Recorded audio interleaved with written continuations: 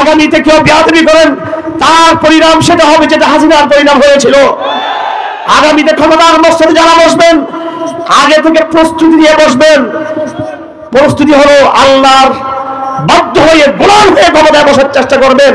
আল্লাহর সাথে বেয়াদবি করলে আপনার চেয়ারকে আমরা আপনার পিছন থেকে সরাই ফেলবো। কিন্তু আমরা রাজনীতির ওষুধ তৈরি করি। কি তৈরি করি ভাই? ওষুধ তৈরি করে দিব। আগামী দিনের ওষুধ যেটা আমরা তৈরি করবো ওইভাবে রাজনীতি চলবে ইনশাআল্লাহ আজিজ। বাবরি মসজিদ আবার ওই জায়গায় রাম মন্দির সরিয়ে দিয়ে আল্লাহর কসম আমি আগামী প্রজন্মকে দায়িত্ব দিয়ে যাচ্ছি, আমি যদি বেঁচে থাকি ইনশাআল্লাহ এই লড়াইয়ের সাথে যুক্ত থাকবো আপনাদের সাথে। আমাদের ইতিহাস রাজত্বের ইতিহাস, আমাদের ইতিহাস সারা দুনিয়াতে ইনসাফ প্রতিষ্ঠার ইতিহাস, আমাদের ইতিহাস সারা বিশ্বকে নেতৃত্ব দেওয়ার ইতিহাস। আল্লাহর এই বাধ্য গোলাম হওয়ার সুযোগ আমেরিকার প্রেসিডেন্ট ট্রাম্পের হয় নাই, জো বাইডেনের হয় নাই, ভারতের মোদি এবং ইসরায়েলের নেতানিয়াহুর এই সুযোগ হয় নাই যে আল্লাহর বাধ্য গোলাম হবে। এবং বাংলাদেশ সহ মুসলিম বিশ্বের যারা ক্ষমতায় রয়েছে ওনাদেরও আল্লাহর বাধ্য গোলাম হওয়ার সুযোগ হয় নাই।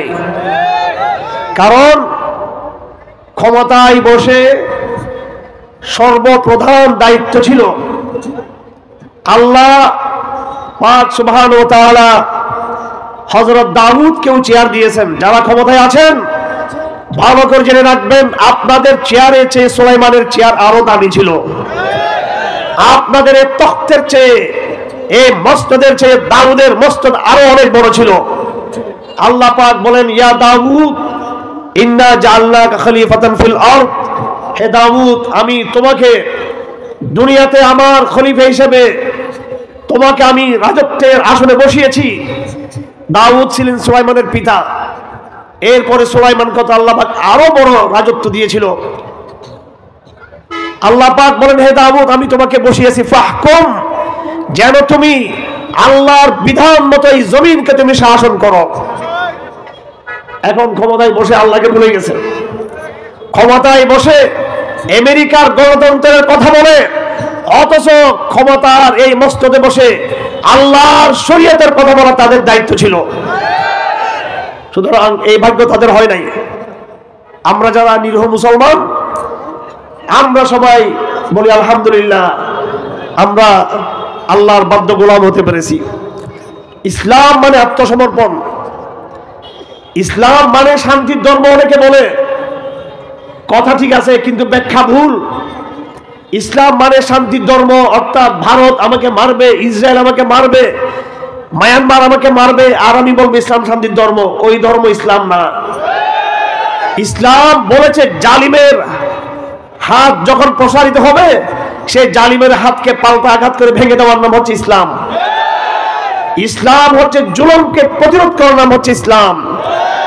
আল্লাহ নবী বলেছেন আফজালুল জিহাদি কালিমাতু হাক্কিন ইনদা সুলতানিন জাইর, এবং অন্য হাদিসে আরো পরিষ্কার ভাবে আছে আফজালুশ শুহাদা হামজা ইবনে আব্দুল মুত্তালিব, উত্তম শহীদ হলো হযরত হামজা ইবনে আব্দুল মুত্তালিব, সাইয়্যিদুশ শুহাদা, সমস্ত শহীদদের সরদার।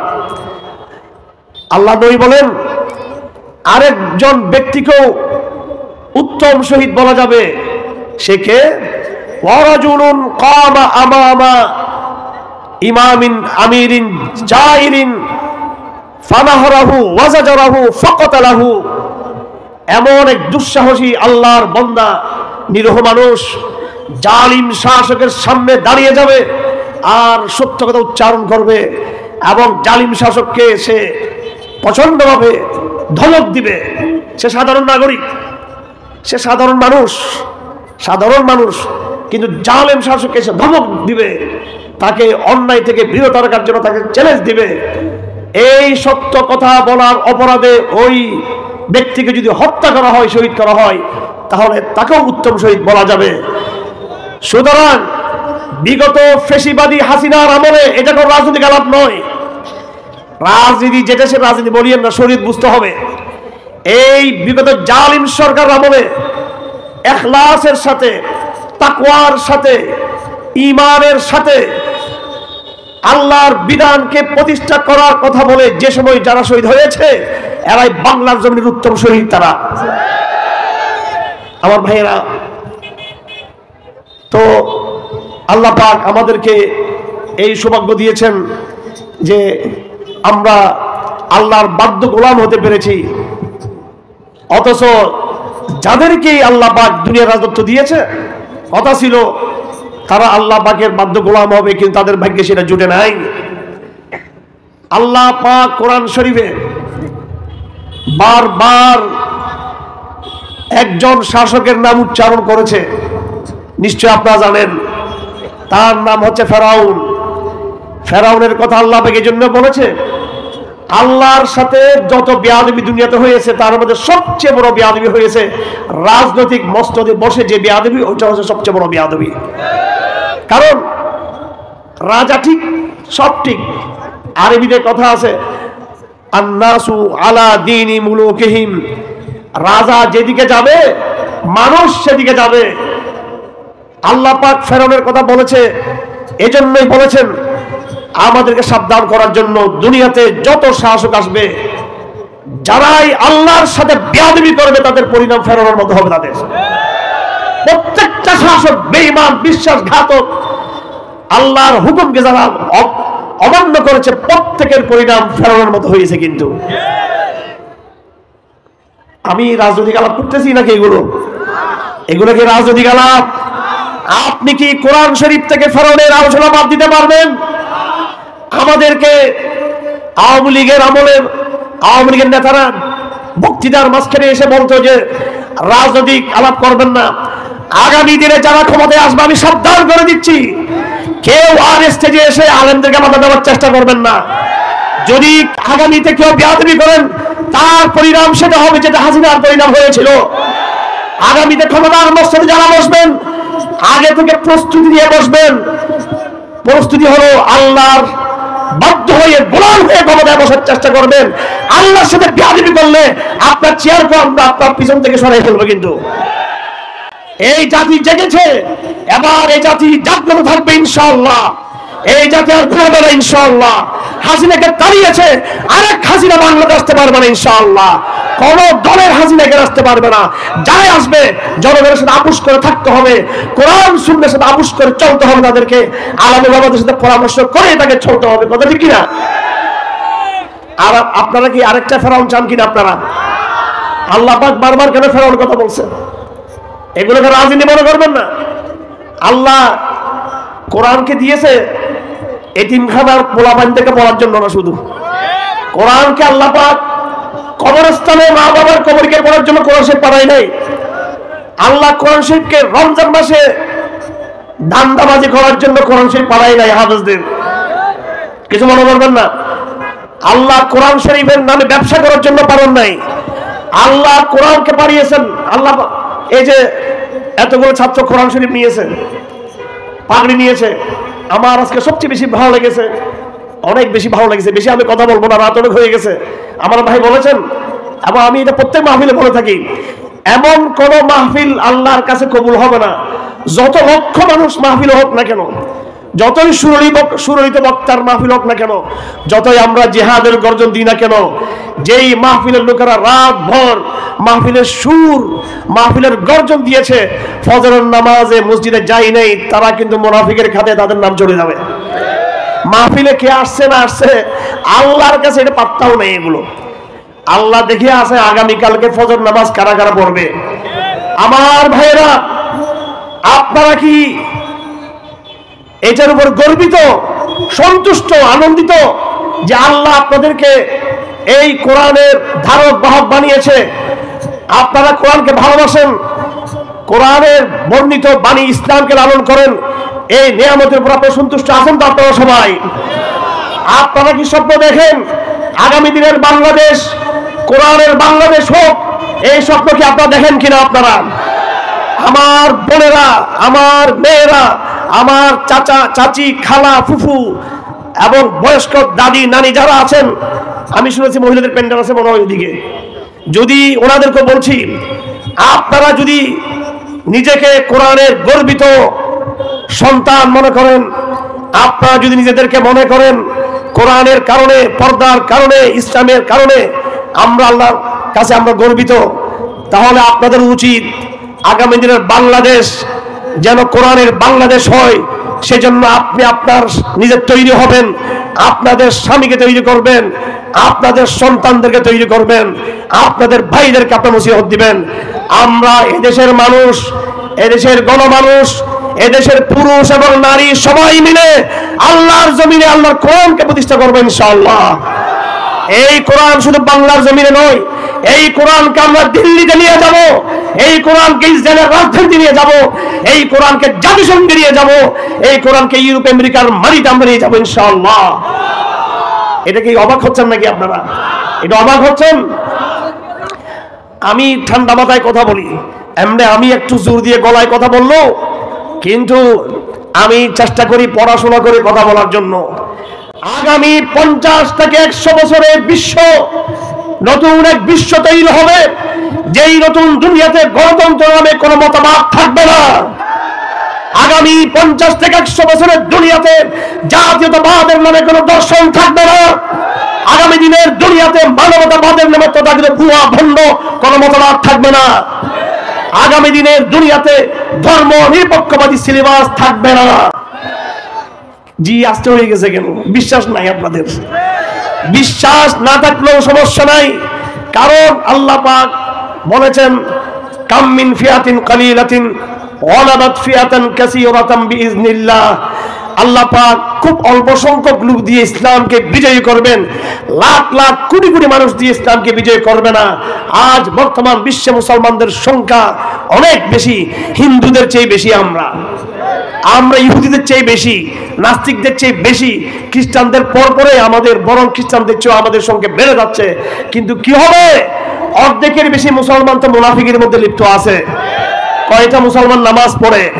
আমি সমবেত প্যান্ডেলের ভিতরে তৌহিদ জনতাকে শরম দিতে চাই না, লজ্জা দিতে চাই না। আমি মাঝে মাঝে লজ্জা দিয়ে ফেলি, আমি বলি দেখি হাত উঠান আজকে কয়জন নামাজ পড়েছেন ফজরের নামাজ, তখন দেখি যে সবাই শরম পেয়ে যায়।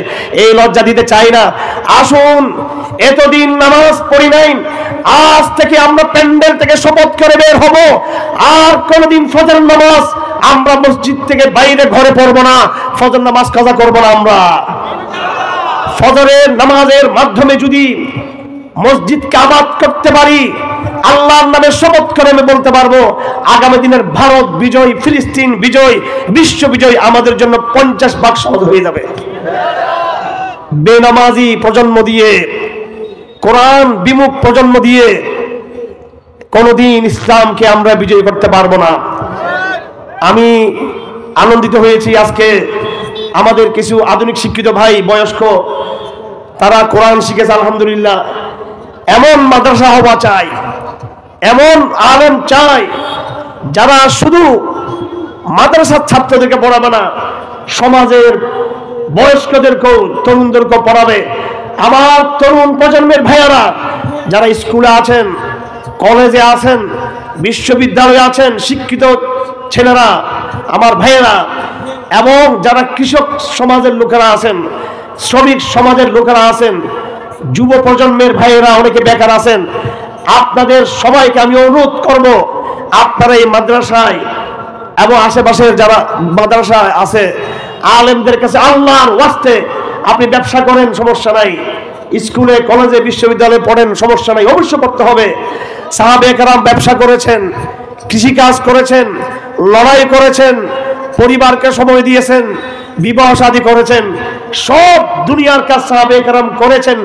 পাশাপাশি তারা কি কোরআন শিখেন নাই? ইসলামের প্রথম মুসলমান, প্রথম সাহাবী, সমস্ত নবীদের পরে কিয়ামতের দিন 1 নম্বর মুসলমানের নাম হলো আবু বকর সিদ্দিক রাদিয়াল্লাহু তাআলা আনহু। তিনি ব্যবসা ছেড়েছেন। আমাদের নবী যেদিন ইন্তেকাল করেন, তিনি সেদিনও তিনি ব্যবসার মধ্যে ছিলেন। আপনি আপনার সব কাজ করেন। কবি বলেছেন, নমি গুয়ম কে আজ দুনিয়া জুদাবাস, নমি গুয়ম কে আজ দুনিয়া জুদাবাস, বাহার কারে কে বাসি বা খুদাবাস। আমি তো তোমাকে বলছি না যে তুমি দুনিয়া থেকে আলাদা হয়ে যাও, আমি তোমাকে বলছি যে কাজই করো আল্লাহকে সাথে নিয়ে করো, ব্যবসা করো আল্লাহর হুকুম মতো করো, কৃষি কাজ করো আল্লাহর হুকুম মতো করো, স্কুলে যাও, কলেজ যাও, বিশ্ববিদ্যালয়ে যাও, ওখানে গিয়ে প্রেম করিও না, ফ্রি ভ্যাকসিন করিও না, আল্লাহর হুকুম মতো চলো। তুমি বাজারে যাও আল্লাহর হুকুম মতো যাও, রাজনীতি করো সমস্যা নাই, কিন্তু আল্লাহর হুকুম মতো করো। আমার ভাইয়েরা, আপনাদের সবার জন্য ফরজ হলো তলাবুল ইলমে ফরিদুল আল্লাহ কুল্লি মুসলিম, নামাজের মস্তাজানা ফরজ, যাকাতের মস্তাজানা ফরজ, হজের মস্তাজানা ফরজ। যখন যে আমল ফরজ হবে সেই আমলের মস্তাজানা ফরজ। কোরআন শরীফ শিখা অতটুকু যতটুকু দ্বারা আপনি নামাজ পড়তে পারেন ফরজ, আর বাকি অংশটুকু শিখা আপনার জন্য ওয়াজিব এবং সুন্নতে মুআক্কাদা। অথবা আমি আপনাদের সবাইকে অনুরোধ করবো, বয়স হোক সমস্যা কি, হাসিনাও তো মারতে 5 বছর জেলে ঢুকেছে আমাদেরকে, ভাবসাব আর কি 16 বছর এইভাবে ছিলাম। তারপরে হজ উমরা তো এখনো করতে পারি নাই, আরো যে কত কাহিনী। তো হাসিনা একটা লাভ করছে আমার, অনেক বিশাল লাভ। এই 3 দফায় 5 বছর আমাকে জেলে দিয়ে কোরআনটাকে, আমি জেলে না ঢুকলে কোরআন অন্তত আমি যতটুকু বুঝছি তার অর্ধেক বুঝতাম না, অন্তত কোরআনটা আমার বুঝে এসে গেছে আলহামদুলিল্লাহ। তো আমি এখন সব জায়গায় বলতেছি, কেউ যদি কারো লাভ করে, ওয়াহাল জাযাউল ইহসান ইল্লা ইহসান, আপনি আমাকে 10 টাকা দিয়েছেন, আমার উচিত আপনাকে কোনো সময় সুযোগ পেলে 10 টাকা দেওয়া। আমিও সুযোগ পাইলে হাসিনার জেলখানে ঢুকাইয়া তার জন্য কোরআন শরীফ পড়ার ব্যবস্থা করে দেবেন ইনশাআল্লাহ আজিজ। ওরে ভারত থেকে ধরে আনতে হবে, অথবা বলে আমি পুরুষকেও ঢুকে যাব, আমরা পুরুষকেও ধরে ফেলে পুরুষকে জেলখানে ঢুকে দেবো আপনাকে। এখানে আওয়ামী লীগের কিছু প্রাক্তন বন্ধুরা এখানে আছেন, আপনারা মনে কষ্ট পাইয়েন না। তো এই অহংকার করে কোনো লাভ নেই, কোরআন শিখতে হবে, কোরআন শিখতে হবে। জেলখানা কোরআন শিখার অনেক বড় সুযোগ, তাহাজ্জুদ নামাজ পড়া বড় সুযোগ, নিজের নফসকে ইসলাহ করা বড় সুযোগ। তো আমার আজকে যেটা ভালো লেগেছে সেটা হলো বয়স্কদেরকে আপনারা আলহামদুলিল্লাহ কোরআন শিক্ষা দিয়েছেন। যারা আমার হাত থেকে কোরআন নিয়েছেন, আপনাদের সাথে আবার ইনশাল্লাহ এই ঠাকুরগাঁও বসবো ইনশাল্লাহ। আপনাদের মতো আমরা এই পুরো সমাজের সব লোক, দলমত নির্বিশেষে, যারা আওয়ামী লীগ করেছে ওদেরকে ক্ষমা করে দেন আপনারা, এটা নিয়ে তাদের বিরুদ্ধে বেশি বাড়াবাড়ি করিয়েন না। হ্যাঁ, যারা দুর্নীতি করেছে, লুটপাট করেছে, খুব বেশি গুম খুন করেছে, তাদের তো অপরাধের বিচার হবে। বাকি এই দলের সবাই যে অপরাধী তা না। সেজন্য যারা যে দল করেন না কেন, অন্তত এখন আপনারা একটা দলে যোগ দেন, সেটা হলো মিল্লাতে ইব্রাহিম, ইসলামে যোগ দেন। এখন আপনারা দল একটাই আমাদের, আল্লাহ পাক বলেন কানান নাস উম্মাতান ওয়াহিদা, মানুষের দল একটাই ইসলাম। সবাইকে বলবো দল মত নির্বিশেষে, রাজনীতিবিদ, ব্যবসায়ী, সবাই আপনারা কোরআন শিখার চেষ্টা করুন। ইংল্যান্ডের রাজা প্রধানমন্ত্রী, তার নাম ছিল লর্ড গ্লাডস্টোন, সম্ভবত তিনি রাজা হবেন, যিনি প্রধানমন্ত্রী লর্ড গ্লাডস্টোন। তিনি ইংল্যান্ডের সংসদে সব খ্রিস্টান এমপি, তাদেরকে জিজ্ঞেস করলেন, তখন কিন্তু সারা দুনিয়াতে ব্রিটিশের রাজত্ব। তিনি বললেন যে মুসলমানদেরকে কিভাবে নিশ্চিহ্ন করা যায়, পরামর্শ দাও। সবার কাছ থেকে পরামর্শ নিল। কেউ বলতেছে মুসলমানদেরকে সুন্দরী নারী লাগাই দেন, কেউ বলতেছে গান বাজনাতে বাধ্য করে দেন, কেউ বলতেছে মদ শরাবে লাগিয়ে দেন। এক একজন এক এক কথা বলতেছে। কেউ বলতেছে মুসলমানদেরকে দলাদলি লাগিয়ে দেন। সব প্রস্তাব আসার পরে এই ব্রিটিশ প্রধানমন্ত্রী লর্ড গ্লাডস্টোন, তার সামনে একটা কোরআন শরীফ ছিল। সে বলতেছে, আমি তোমাদের সমস্ত প্রস্তাব শুনলাম, এগুলো দিয়ে মুসলমানদেরকে তোমরা দমাতে পারবে না। সে কোরআন শরীফ হাতে নিয়ে বলতেছে, যতদিন এই হাতিয়ার মুসলমানদের থেকে ছিনিয়ে নিতে পারবো না, ততদিন এই মুসলিমদেরকে পরাজিত করা যাবে না। আমার ভাইরা, আজকে তারা সফল হয়েছে। কোরআনকে আমাদের হাত থেকে নিয়ে ফেলছে, কোরআনকে আমাদের হাত থেকে নিয়ে ফেলছে। আমি একটা হাদিস অর্ধেক বলেছিলাম, বাকি হাদিস লেখা আছে এখানে। একদিন হারেস উনি বলেন, আমি মসজিদে ঢুকলাম, তাবি দেখি যে মানুষ মসজিদে বিভিন্ন গল্পগুজব করতেছে। হযরত আলীকে এসে আমি বিচার দিলাম, ইয়া আমিরুল মুমিনিন, মানুষ তো মসজিদে নানান গল্প কথাবার্তা আছে। তো হযরত আলী বলেন, এরা কি আসলে এরকম করছে নাকি? হযরত আলী বলেন, আমি রাসূলকে বলতে শুনেছি,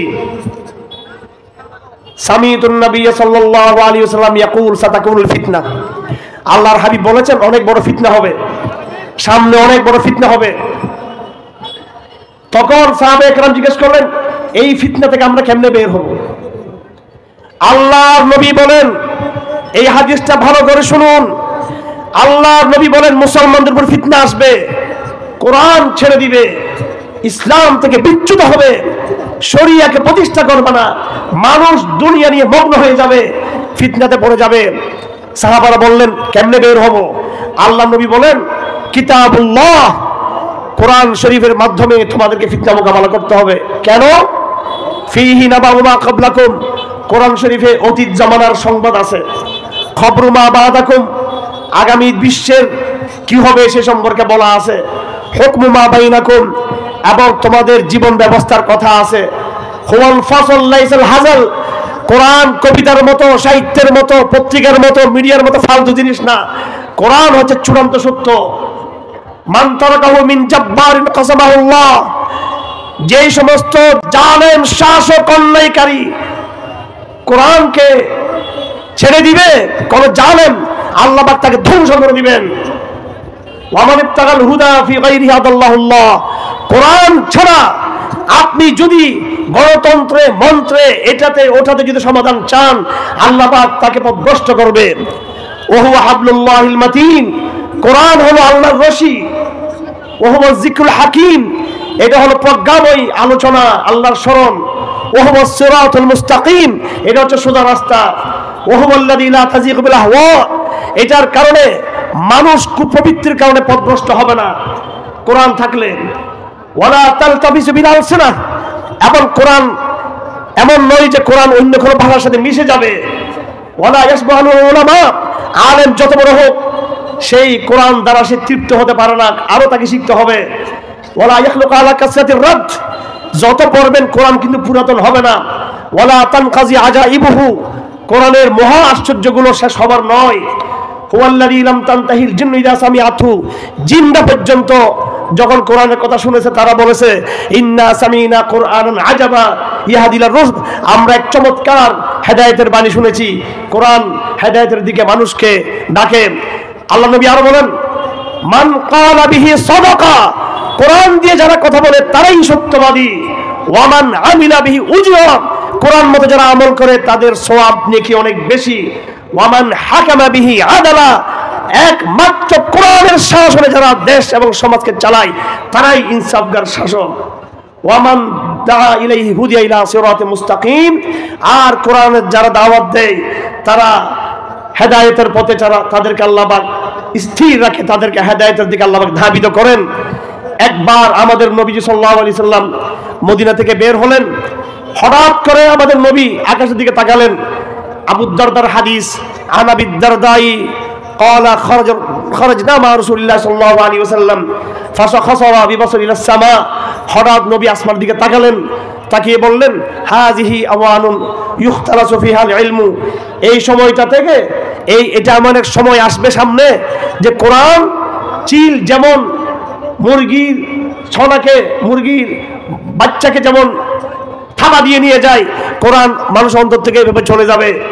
তখন একজন সাহাবী আনসারী, তার নাম হলো জিয়াদ বিন লাবিদ আল আনসারী, তখন তিনি বলেন ইয়া রাসূলুল্লাহ, কোরআন কেমনে যাবে আমাদের কাছ থেকে? ওয়ালাকাদ কারানাল কোরআন, আমরা তো কোরআন পড়ি, কোরআন পড়তেছি। ফালানাকরান্নাহু, এখন আরো বেশি পড়বো। ওয়ালানুকরিআন্না আওলাদানা, এবং আমরা আমাদের বাচ্চাদেরকে কোরআন আরো বেশি করে পড়াবো। আল্লাহ রাসূল বলেন জিয়াদ সাকিলাত কাউমুক, এটা আরবি সাহিত্যের শব্দ, তুমি এতিম হয়ে তুমি মরে যাও, তোমার মা সন্তান হারা হয়ে যায়, এটা একটা, অর্থাৎ এটা আশ্চর্যের ভাষা, তুমি কি বললা? রাসূল বলেন হাদিহি তাওরাত, এই তাওরাত, এই ইনজিল ইহুদি খ্রিস্টানদেরকে দেওয়া হয়েছিল, ফামা আগনাত আনহুম, কিন্তু কোনো কাজে আসে নাই। আমার ভাইয়েরা, আল্লাহ পাক 5 ওয়াক্ত নামাজ সহ যত নফল সুন্নত ফরজ ওয়াজিব নামাজ আছে প্রত্যেক নামাজে আমাদেরকে একটা সূরা পড়তে বাধ্য করেছেন। সূরা ফাতিহা, কথা ঠিক না বেঠিক? এই সূরা ফাতিহার রহস্য কি? রহস্য একটাই, একটা দোয়া আছে, ইহদিনাস সিরাতাল মুস্তাকিম সিরাতাল্লাযীনা আন'আমতা আলাইহিম গায়রিল মাগদুবি আলাইহিম ওয়ালাদ-দাল্লিন। আমাদের নবী ইসলাম নিয়ে মক্কায় আবির্ভাবের আগেও কিন্তু আরো নবী দুনিয়াতে ইসলাম নিয়ে এসেছিল। এই ইসলাম ধর্মের আগে আরেকটা ইসলাম ধর্ম ছিল সবচেয়ে বড়, সেটা হলো হযরত মুসা আলাইহিস সালাম তাওরাতের মাধ্যমে যে ইসলাম নিয়ে এসেছিলেন, এরাও কিন্তু মুসলমান ছিল। আরেকটা মুসলিম প্রজন্ম যারা ঈসা আলাইহিস সালামের উম্মত, এরাও কিন্তু মুসলমান ছিল এক সময়। এই দুটো মুসলমান জাতি যখন আল্লাহর সাথে বেয়াদবি করে তাওরাতকে বিকৃত করলো, তাওরাত থেকে সরে গেল, ইনজিল থেকে সরে গেল, আল্লাহ পাক পরবর্তী এই দুটো মুসলমান জাতির নাম সহ পরিবর্তন হয়ে একটা ইহুদি হয়ে গেল আর একটা নসারা খ্রিস্টান হয়ে গেল। তাদের মুসলিম নাম আর বাকি নাই। আল্লাহর নবী বলেন, হে জিয়াদ, তুমি যে বললা তোমাদের আগেও তো মুসলমান জাতি এসেছে, একটু বুঝবেন, আমাদের আগেও কিন্তু মুসলমান জাতি দুনিয়াতে ছিল কি ছিল না? ছিল। তারা পথভ্রষ্ট হয়েছে। এখন 3 নম্বরে আল্লাহ পাক আমাদেরকে পাঠিয়েছে, আমরা থার্ড জেনারেশন এবং ফাইনাল জেনারেশন, লাস্ট জেনারেশন। আমরা ইতিহাসের শেষ মুসলমান প্রজন্ম। আমরা ইতিহাসের কি? এর আগে আল্লাহ পাক নবীদেরকে পাঠিয়েছেন, প্রত্যেক নবীর উম্মতদেরকে মুসলমান বলা হতো, সবাই পরে নষ্ট হয়ে গেছে। এবার যাতে শেষ মুসলমান প্রজন্ম, এটা শেষ মুসলমান জাতি, আর কোনো মুসলমান জাতি আসবে না। ইতিহাস এখন শেষ, এরপরে কিয়ামত হয়ে যাবে। কিন্তু এখন এই শেষ মুসলমান জাতি যাতে আগের মুসলমানদের মতো, ইহুদিদের মতো, আগের মুসলমান জাতি খ্রিস্টানদের মতো যাতে ওরা যাতে নষ্ট না হয়, এই জন্য আল্লাহ প্রত্যেক নামাজে দোয়া শিক্ষা দিয়েছেন, ইহদিনাস সিরাতাল মুস্তাকিম, আমাদেরকে সঠিক পথে রাখো হে আল্লাহ, সিরাতাল্লাযীনা আন'আমতা আলাইহিম, ওই জামানায় যারা মুসলমান ছিল তাদের মতো, গায়রিল মাগদুবি আলাইহিম ওয়ালাদ-দাল্লিন, মুসলমানদের মধ্যে যারা ইহুদি হয়ে গেছে, মুসলমানদের মধ্যে যারা খ্রিস্টান হয়ে গেছে, একদল মাগদুব আলাইহিম ধ্বংসপ্রাপ্ত অভিশপ্ত, আর একদল পথভ্রষ্ট খ্রিস্টান, ওদের মতো করিও না। এই একমাত্র সূরা ফাতিহার দোয়ার কারণে এখনো পর্যন্ত আমাদের কোরআনটাও ১৫০০ বছর ওইরকম রয়ে গেছে, আলহামদুলিল্লাহ। আমাদের নামাজ ১৫০০ বছর আগের নামাজ, কোনো বিকৃতি হয় নাই। আমাদের হজ ১৫০০ বছর আগের হজ, কিন্তু মূল বৌদ্ধ ধর্মের সাথে, আসল বৌদ্ধ ধর্মের সাথে বর্তমান বৌদ্ধ ধর্মের মিল নাই। আসল ইহুদি ধর্মের সাথে বর্তমান ইহুদি ধর্মের মিল নাই। আসল খ্রিস্টান ধর্মের সাথে বর্তমান খ্রিস্টান ধর্মের মিল নাই। আসল হিন্দু সনাতনী ধর্মের সাথে বর্তমান হিন্দু সনাতনী ধর্মের মিল নাই। কিন্তু আসল ইসলাম ধর্মের সাথে, আসল কোরআনের সাথে, আসল সালাতের সাথে, যাকাতের সাথে, আসল সুন্নাহর সাথে, কিতাবুল্লাহর সাথে ১৫০০ বছর পরেও হুবহু কিন্তু মিল রয়ে গেছে, আলহামদুলিল্লাহ। সমস্যা হয়েছে আমাদের মধ্যে, আমরা নিজেরাই একটা বড় অংশ কোরআন শরীফ ছেড়ে দিয়েছি, কোরআন শরীফ থেকে বিচ্যুত হয়েছি। এই বিচ্যুত হওয়ার জন্য আল্লাহ পাক আমাদেরকে কিছুদিন ইহুদি খ্রিস্টানদের মার খাওয়াচ্ছে আমাদেরকে। আল্লাহ পাক বাইতুল মুকাদ্দাস নিয়ে ফেলছে আমাদের কাছ থেকে, আল্লাহ পাক বাবরি মসজিদ নিয়ে ফেলছে আমাদের কাছ থেকে, আল্লাহ পাক আমাদেরকে ভারত, ইসরায়েল, আমেরিকার গোলাম বানিয়ে রাখছে। আমার ভাইয়েরা, এটা কি ইসলামের দোষ নাকি মুসলমানের দোষ? হ্যাঁ, যে আমেরিকা, যে ভারত আমাদেরকে আজকে দাবাচ্ছে, আমরা তাদের মতো যদি মডেলিং করি তাহলে আমরা কি বিজয় হতে পারবো? নাকি আমাদেরকে ১৫০০ বছর ফিরিয়ে আবার কোরআনের দিকে ফিরে আসতে হবে? যে কোরআনকে হাতে নিয়ে সাহাবায়ে কেরাম সেই সময়ের সমস্ত পরাশক্তিকে পরাজিত করেছে, আজকের জামানায়ও একমাত্র মুসলমান পরাজিত করতে পারবে সকল শক্তিকে কোরআনের মধ্য দিয়েই। আমার ভাইয়েরা, আগামী দিনের লড়াই আমাদের বিশ্বযুদ্ধের লড়াই। আল্লাহ রাসূল বলেছেন, ইউশিকুল মানতাদা আলাইকুম, সমস্ত বিশ্ব জাতি তোমাদের বিরুদ্ধে ঐক্যবদ্ধ হবে। আমার ভাইয়েরা, আজ যদি আপনি নামাজের মাধ্যমে জাগ্রত না হন, আজ যদি আপনি কোরআনের মাধ্যমে জাগ্রত না হন, আজ যদি আপনি নিজের আমলকে পরিশুদ্ধ না করেন, আপনি আপনার পরিবারকে তৈরি না করেন, আমলের মাধ্যমে এক সামাজিক জাগরণ দরকার, কোরআনের আধ্যাত্মিক জাগরণ দরকার, সালাতের জাগরণ দরকার। আল্লাহর দেওয়া মসজিদগুলোকে আবাদ করতে হবে নামাজের মাধ্যমে, কোরআনের মাধ্যমে। কারণ আগামী দিনে ভয়ঙ্কর এক লড়াই আমাদের বিরুদ্ধে দিয়ে আসতেছে। এই লড়াই একদিকে হিন্দুত্ববাদীরা, আরেকদিকে ইহুদিবাদীরা, আরেকদিকে পৌত্তলিক মত বড়ুয়া বৌদ্ধরা, আরেকদিকে খ্রিস্টান ইহুদিরা, কমিউনিস্ট নাস্তিকেরা, তার চেয়ে বড় বড় মুসলমানদের ঘরে ঘরে গাপ্পি মারা জালেম মুসলিম শাসক গোষ্ঠীর দূষণেরা আমাদের চতুর্দিক থেকে হামলা করতেছে। মুসলমানদের ঘরে দুশ্মন, মুসলমানদের বাইরে দুশ্মন, মুসলমানের ডানে দুশ্মন, বামে দুশ্মন। কথা ঠিক না বেঠিক? এই লড়াই জিততে হবে, আজ থেকে জাগ্রত হতে হবে। এই লড়াই জিততে হবে, আজ থেকে আমাকে তওবা করে নামাজি হতে হবে। এই লড়াইয়ের যুদ্ধের প্রস্তুতি গ্রহণ করার জন্য আমাকে নামাজের অভ্যাস করতে হবে। আমি যদি শীতকালে ফজরের নামাজে ঠান্ডা পানি ব্যবহার করে মসজিদে যেতে না পারি, আগামীকাল ভারতীয় আগ্রাসী ট্যাঙ্কের সামনে, গোলার সামনে, বন্দুকের সামনে, মিসাইলের সামনে আমি দাঁড়াবো কেমনে? আমার বাবরি মসজিদ কারা উদ্ধার করে দিবে? আমার বাবরি মসজিদ সহ হাজার হাজার মসজিদ ভারতে শহীদ করা হয়েছে। প্রত্যেকটা মসজিদকে আবার ওই জায়গায় নির্মাণ করা হবে। এই বাবরি মসজিদ যেখানে প্রতিষ্ঠিত হয়েছে, বাবরি মসজিদ আবার ওই জায়গায় রাম মন্দির সরিয়ে দিয়ে, আল্লাহর কসম আমি আগামী প্রজন্মকে দায়িত্ব দিয়ে যাচ্ছি, আমি যদি বেঁচে থাকি ইনশাআল্লাহ এই লড়াইয়ের সাথে যুক্ত থাকবো আপনাদের সাথে। আর না হয় যারা বাচ্চারা আছো, আজকে যারা তোমরা যারা পাগড়ি নিয়েছো, এই পাগড়ি আনুষ্ঠানিকতা নয়, আমি আনুষ্ঠানিকতা বিশ্বাস করি না। এই পাগড়ি হলো শপথ। তোমরা শপথ নিয়েছো, তোমাদের মাথায় আমরা ইজ্জতের পাগড়ি দিয়েছি, এবার তোমরা ইসলামকে সম্মানের জায়গায় নিয়ে যাবা। এই পাগড়ি পরেই তোমাকে বাবরি মসজিদ উদ্ধার করতে হবে ইনশাআল্লাহ আজিজ। আমরা শুধু বাংলাদেশেও শুধু শরিয়া প্রতিষ্ঠা করব তা নয়, আমাদের বিরুদ্ধে চক্রান্ত আন্তর্জাতিক, সারা বিশ্বকে সারা আন্তর্জাতিক ষড়যন্ত্রের বিরুদ্ধে আন্তর্জাতিক ইসলাম আমরা কায়েম করব।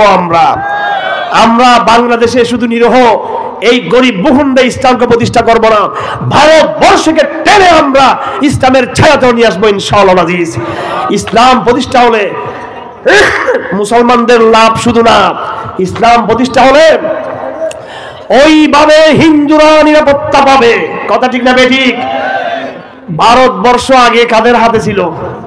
কাদের হাতে ছিল? ইতিহাস পড়ুন।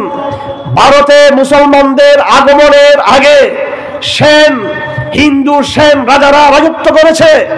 হিন্দু ইতিহাসবিদরা নিজেরাই বলেছে, সেন আমলে, হিন্দুদের আমলে নির্যাতন হয়েছিল হিন্দুদের উপরে, মুসলমানরা এসেই হিন্দুদেরকে জুলুম থেকে মুক্ত করেছে। ইতিহাস, আমি অনেক ইতিহাসের বই পড়েছি, অনেকগুলো বই।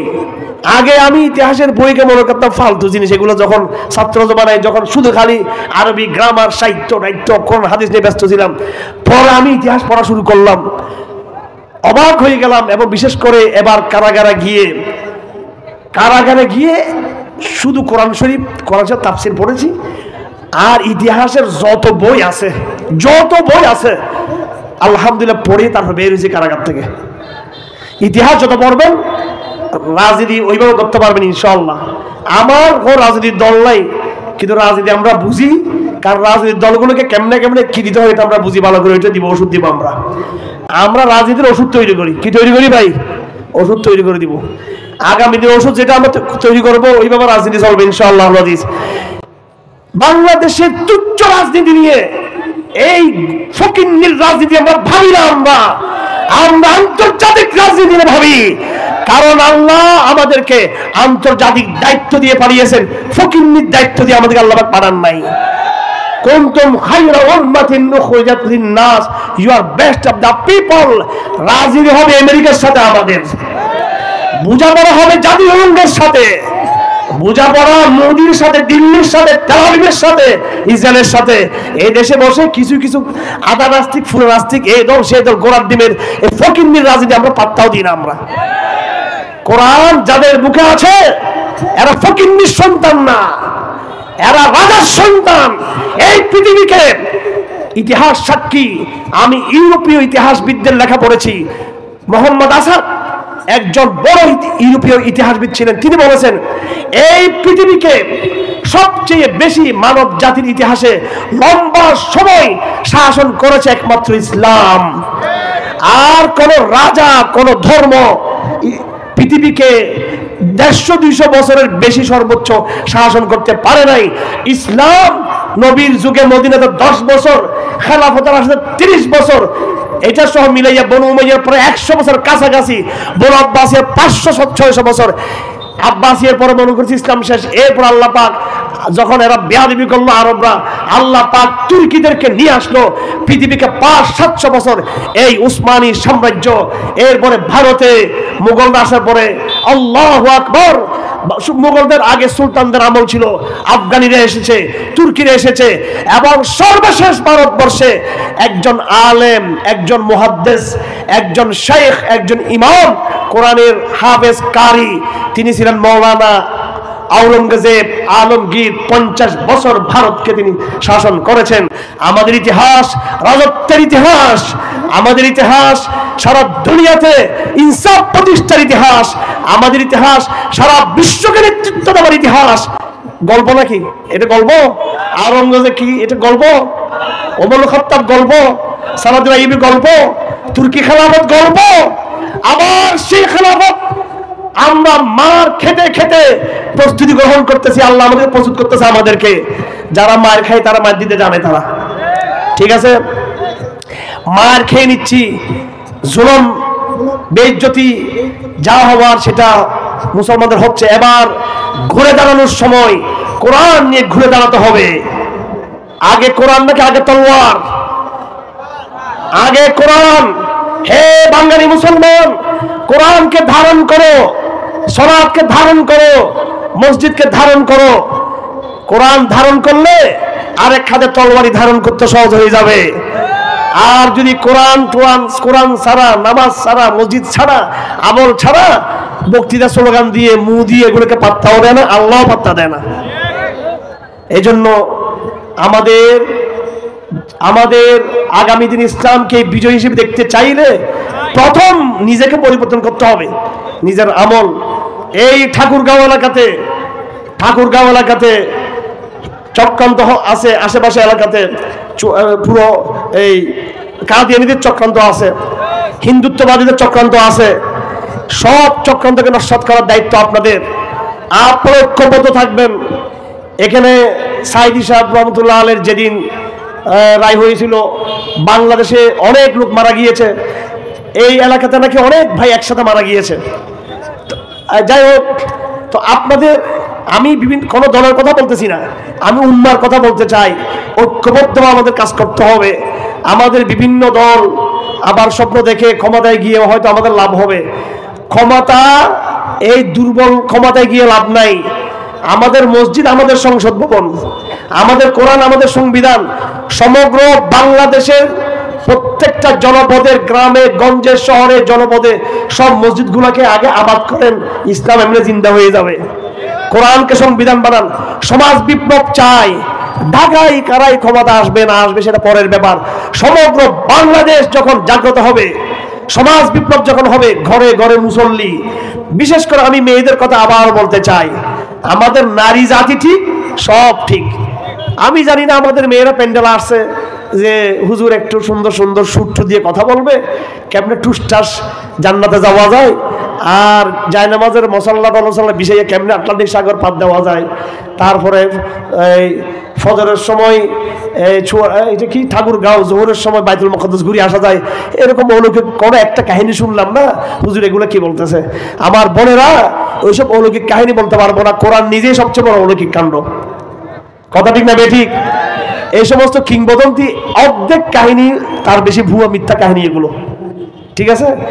রাজশাহীতে গেছিলাম, শাহ মখদুম উনি ইসলামের দাওয়াত নিয়ে রাজশাহীতে আসছেন। আল্লাহু আকবার। জিহাদ করেছেন, দাওয়াত দিয়েছেন, খানকা করেছেন, ইসলামের ইনসাফ কায়েম করেছেন। শাহ মখদুমের কবরের সামনে দেখেছে বারান্দায় একটা কবর। আমি বলছি তার নাতির কবর, বাচ্চার কবর। বলতো না, এটা কুমিরের কবর। কি কুমির? বলতেছে এই কুমিরটার পিঠে সবার হয়ে ঠিক নাকি পদ্মা নদী পার হয়ে রাজশাহীতে আসছেন। খাইদাই কাজ নেই কুমিরের। কুমির বুঝি কোনো হুজুর টুজুর চিনেনি কুমিরে? হ্যাঁ, কুমির কোনো হুজুর চিনে ভাই? হ্যাঁ, তো কুমির যদি শাহ মখদুমকে না খায় তাহলে মাছে ইউনূস আলাইহিস সালামকে খাই বললো কি জন্য? এগুলা এই সমস্ত। তাই বললাম ভাই একটু দেখতে পারবো কবর টোর খোদাই ভাই এগুলা কি বল? এটা একটু দেখি না। এটা আমি যদি ক্ষমতা থাকতো একবার কবরটা খোদাই করে দেখতাম কি কোন গোড়ার ডিমের কুমির আছে না আছে। এগুলো চট্টগ্রামে আমাদের কিছু মাজারবন্দি ভাইরা আছে, তো ওরা আমাদের জায়গা দখল করছেন, জায়গা দখল করে মাজারটা বানাইছে ওখানে। আমি বললাম যে কিরে কার মাজার এটা, কে মারা গেল, কেমনে মাজার হয়ে গেলো? পরে ওইটা ধরে জায়গাটা দখল করে কবরটা খোদাই করে দেখেছে আলু টমেটো পটল টটল ওখানে পাইছি, ওখানে পচা পচা কবরের ভিতরে। তো অর্ধেক মাজারের কোনো হদিস নেই। এইসব ভণ্ডামি চলবে না। কোরআন সবচেয়ে মজাজা। আমাদের বোনেরা, আমি আপনাদেরকে সুন্দর সুন্দর কাহিনী বলে সন্তুষ্ট করতে পারি নাই।